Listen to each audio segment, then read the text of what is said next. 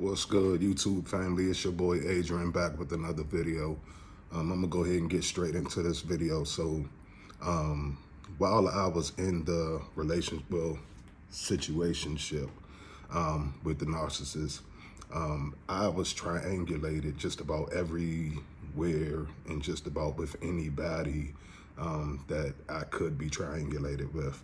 And you will find that like the more attractive your narcissist is, the more you'll see the triangulation, because the more opportunity they have to like triangulate you with different people, because they're getting approached a lot more and all of that kind of stuff. So in my situation, I would we would go to a restaurant, go out to eat or something like that. I would go to the restroom, come back, and when I come back, she's flirting with the bouncer or something like that. And then I would have to speak up and say something. And I didn't understand that that was like giving her supply. I didn't understand that that was like giving her fuel at that time, or whatever the case may be.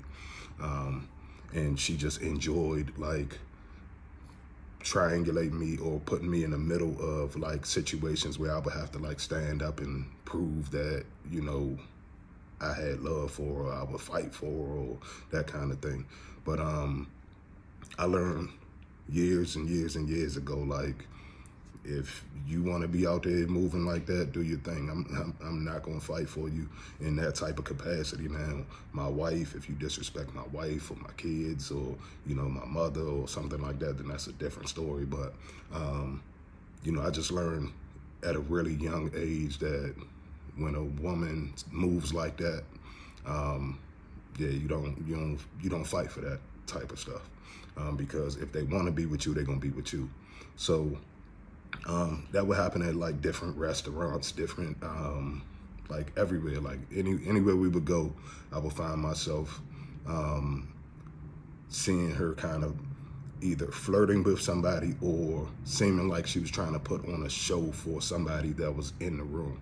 So I remember going to like a couple different parties, and she would be extra like overtly like all over top of me, you know what I'm saying, more touchy-feely than normal. And I would notice that it would be like somebody across the room that would look a little bit jealous, or they would have some type of feelings about how they was moving, how she was moving. And they never really said nothing to me in those instances, but I, you know, your sense of awareness, you just kind of pick up on things. So I kind of picked up on a few situations where I'm like, I wonder if something going on with this dude over here, because, you know, every time she does he does that, you know what I'm saying? So I was just picking up on certain things around the room and just seeing how people move and that kind of stuff. So, so throughout that whole situation, she had no problem playing the triangulation game at all. Like, she would play the triangulation game with, like I said, just about anybody she could. I remember getting phone calls, well, not me getting phone calls. Somebody would call her while she was in front of me, and they would, you know, answer the phone and be like, "Hey, baby," you know, like, you know, the greeting on the phone, like, "Hey, baby, how you doing?" Whatever.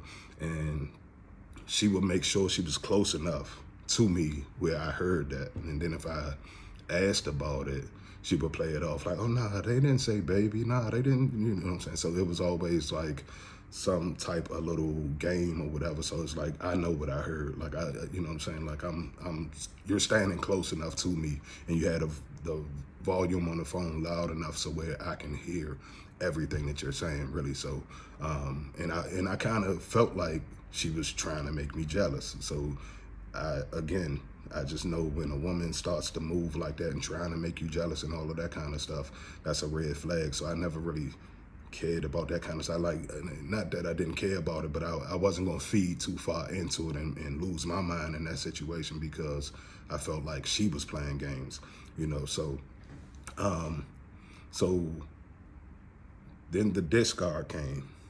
And so I know a lot of us, when we hear about the discard and we hear about the narcissist, and a lot of times they will triangulate you with the new supply. But after the discard came, I was not triangulated with the new supply as of yet.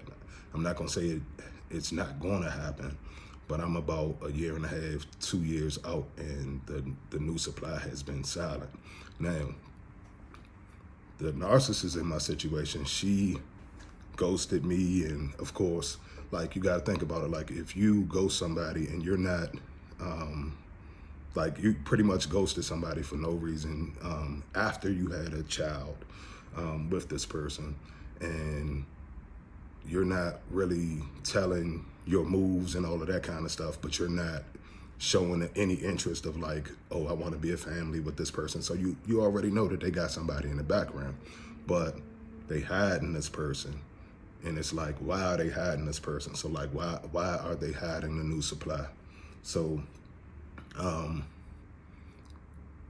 I've got a couple theories on why they are probably hiding a new supply. Number one, a lot of the times what's in the harem closet is a downgrade.